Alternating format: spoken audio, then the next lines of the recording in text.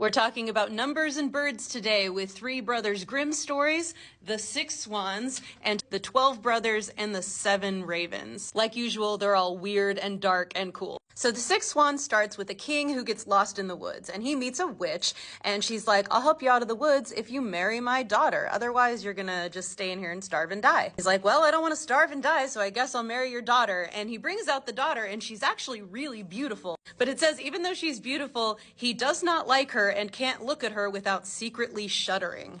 But a deal's a deal, so he brings her home, and he's been previously married, and we're assuming the wife is dead because he has 6 sons and 1 daughter by her. He does not trust this new woman, so he builds a secret castle out in the woods. He hides his 7 kids there. It's so hidden even he can't find it. He has to have this magic golden yarn that leads him to visit them every now and then. So new wife gets suspicious. She's like, where's he off to all the time? She actually bribes some servants, figures out that he's hiding these children out in the woods. She sneaks out there alone one night. The children run out to greet her when she shows up thinking it's their dad, and she throws these magic white shirts she has made at them, and they land on them, and they all turn into swans. But it's just the 6 brothers. The 7th child, the daughter, didn't come out and watch the whole thing happen like from the window. The next time the dad comes back, she tells him what happened, but he doesn't believe that his wife would really do it. Not sure why. You didn't trust her enough that you hid your children from her, but you don't believe she'd do it. Anyway, he's like, daughter, come home with me. And she's like, no. And so she runs off on her own to go live in the woods by herself. And her dad and the witch queen are just never seen again. They're no longer a part of the story. So eventually she finds this hut where her brothers are living as swans. Turns out they can be human for just 15 minutes every night. And during that time, they tell her of their curse and they tell her how to break it because they know somehow. She cannot speak or even laugh for 6 years, guessing a year for a brother. And she also has to sew a shirt for each brother with a star flower or an aster on it during that time. She lives in the forest for a few years and doesn't talk to anyone and just works on her shirts. Now, if you've watched my video about Bible fan fiction in the Grimm stories, this next part's going to sound really familiar because it's just like Our Lady's Child or Mary's Child. She's in the woods, another king comes by and he's like, you're really pretty, I know you can't talk, but I'm going to marry you. Takes her home, marries her. But we've got a new evil woman, his mother, and so she doesn't like this girl who doesn't talk. And so when the girl gives birth to her first child, the mother steals the child, takes blood from somewhere, and smears the girl's mouth with it so it looks like she cannibalized her own child. What a way to get rid of someone you don't like. But the king loves and trusts his wife so much he doesn't believe it. So she has another baby. Same thing again. Still doesn't believe it. She has the 3rd baby, and when it's done again, he can't do anything to help her. All of the townspeople and the advisors are like, she's a witch. She's cannibalizing her children. He's like, all right, we got to burn her at the stake. So they're about to burn her at the stake when suddenly those 6 years are magically up and the brothers fly in their swan form. She throws the shirts she's made. She finished them except for one. One only has 1 sleeve that isn't done. And when the shirts land on them, they turn back into humans, except the youngest one who got the one without the sleeve, and he like is human, but it still has 1 bird wing. And now she's able to speak and she can tell the truth. They let her go free and they take the evil mother and they just put her on the stake and burn her at the stake instead. So this next one, the 12 brothers, is very similar but different in some cool and creepy ways. So there's a king and queen and they have 12 sons, and the wife is pregnant with the 13th child, and the king just decides, if you give birth to a girl, I'm going to murder all our sons because I want the girl to inherit everything. He decides that. He even has 12 coffins made with specifically wood shavings and a pillow in each coffin ready for his 12 sons if she gives birth to a girl. He's also like, you can't tell anyone, especially our sons. But she does. Her youngest son, who gets a name, his name is Benjamin. I'm thinking this is a biblical reference too, because there's the 12 sons of Jacob, like, you know, Joseph in the Amazing Technicolor Dreamcoat, or Joseph in the Coat of Many Colors. I'm a music theater nerd, so it's the Technicolor Dreamcoat to me. Anyway, in the Bible, the youngest is named Benjamin, and that's the case here. And he's like, Mom, what's up? Dad's acting weird. She tells him, and she's like, take your brothers, go out in the woods. If I give birth to a boy and you're safe, I'll raise a white flag. And if I give birth to a girl, then I'm going to raise a red flag that means blood and means run away. Anyway, once the red flag goes up, they all realize they can't go home, so they go live in the woods, and they're so mad, they vow that they're going to murder any girl they see.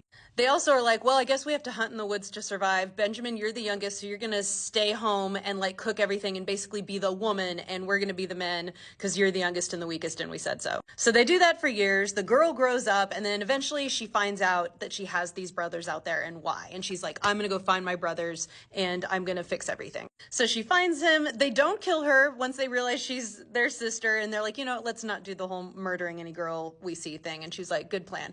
And they all just like live happily in the woods, and she helps Benjamin be the woman of the house. Until this one day, she just sees these 12 lilies, and she's like, I'm gonna pick those for my brothers. But as soon as she picks the flowers, her brothers just transform into 12 ravens, and they fly away.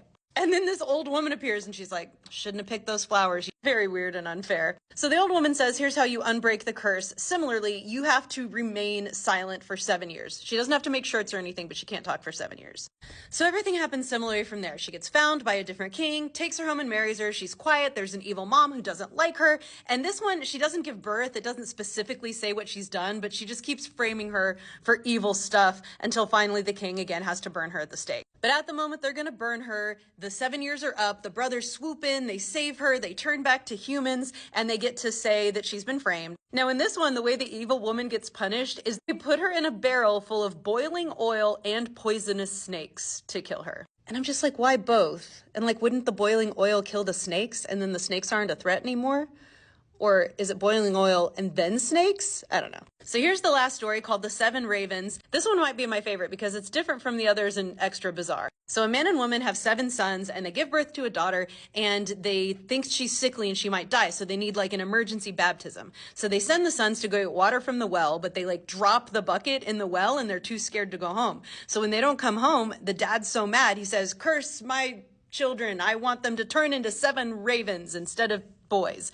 And they just do. He like accidentally curses them. And afterwards he regrets it, but he's like, well, nothing I can do now. So the girl grows up and then one day she hears whispers in the town that like she's the reason her brothers all turned into ravens. And she's like, I had brothers, they turned into ravens. She sets off one day to find and save her brothers. And it's funny because she takes like a jug of water, a loaf of bread, and a little chair for if she gets tired. And I'm just like, why though? It'd be more of a pain to carry a chair around to have a chair to sit on when you could just sit on the ground. It doesn't matter. So she travels until she meets the sun, which tries to eat her, and she gets away. She meets the moon, also tries to eat her, but then she meets the stars. See, here she is with her chair that she's carrying around, and all the stars are also sitting on chairs. So the morning star gives her a chicken bone, and it's like, you got to go to this glass mountain and you're going to need this chicken bone. She gets to this magic door in the mountain and she realizes she needs the chicken bone to like open the lock in the door, but she's lost it. So you know what she does? She cuts off her own finger, I'm guessing gets all the flesh off of it, and uses her own finger bone to pick the lock and get inside. Dedication. So she goes inside, meets a dwarf. Of course, dwarf lives in the mountain. And he's like, hey, your brothers aren't home. Wait for them. And she finds like 7 plates and cups. And she like eats little bits from each plate and each cup. And then the ravens come home and she hides. And they're like, who's been eating from our cups? I can tell it's a human mouth. Because they can talk and they can tell that, apparently. Oh, I forgot, she left her ring in the cup of the youngest one. So the youngest one finds the ring in the cup and he's like, oh, I hope this is our sister, because if it is, we're saved. So she pops out and she's like, it's me. And they all transform back into humans and they're like, yay, you saved us. And then they went home happily, hopefully forgiving their father for accidentally cursing them. So why all these stories about brothers who turn into birds and the sisters who have to save them? One cool theory I read said that it speaks to young women's fear, like a lot of these fairy tales do. That in a world where your father controls everything and then he sells you off to another man that you marry and he controls everything, your brothers can be a sort of protection for you. They can step in and speak for you. But the theory is that the brothers turning into birds is like times of war when all the young men have to leave to go fight the war, and women were alone with their brothers and that protection gone and left to the whims of fathers who don't always have their best interest in mind. And it's this longing to go bring the brothers back, to restore the family unit and have that safety and camaraderie back in place. It's a way of looking at it that makes sense to me. And there aren't really stories the other way around. It's always a girl saving her brothers. Part of what I like about fairy tales is the women often being the heroes of the story. If you're interested in more grim stories about people turning into birds, you can check out my Swan Maiden and Selkie video. And if you like stories about sisters who have to save their siblings, but they're sisters instead of brothers, check out my book, Dust Spells, which is a retelling of the 12 Dancing Princesses, or according to the Grimms, the shoes that were danced to pieces. Also, I've gotten so many comments about doing a podcast that I'm actually going to do it eventually. I'm figuring out how to do that right now, but I'll let you know when that's happening once I figure out how to do it.